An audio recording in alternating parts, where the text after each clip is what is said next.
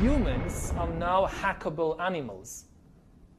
You know, the whole idea that humans have, you know, they have this soul or spirit and they have free will and nobody knows what's happening inside me. So whatever I choose, whether in the election or whether in the supermarket, this is my free will, that's over. Free will, that's over. You look at Japan today, and Japan is maybe 20 years ahead of the world in everything.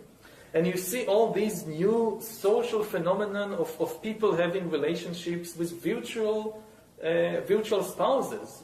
And you have people who never leave the house and just live through computers. If you take genetic editing, right, just as an example, it's you who are changed. And of course this has a big impact on your identity. We need to realize that humans are now hackable animals. You can hack them. We have all this still myth. Ideologies. A good two-way communication system, direct communication system between brains and computers, this is kind of the watershed moment.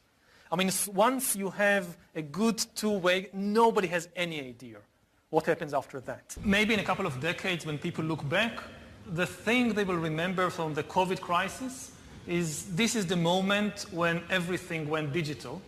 And if this was the moment when everything became monitored, that we agreed to be surveyed all the time, not just in authoritarian regimes, but even in democracies. And maybe most importantly at all, this was the moment when surveillance started going under the skin. I think that the big process that's happening right now in the world is hacking human beings, the ability to hack humans, to understand deeply what's happening within you, what makes you go. And for that, the most important data is not what you read and who you meet and what you buy, it's what's happening inside your body. So we had these two big revolutions, the computer science revolution, or the infotech revolution, and the revolution in the biological sciences. And they are still separate, but they are about to merge. History is truly at a turning point. We do not yet know the full extent and the systemic and structural changes which will happen.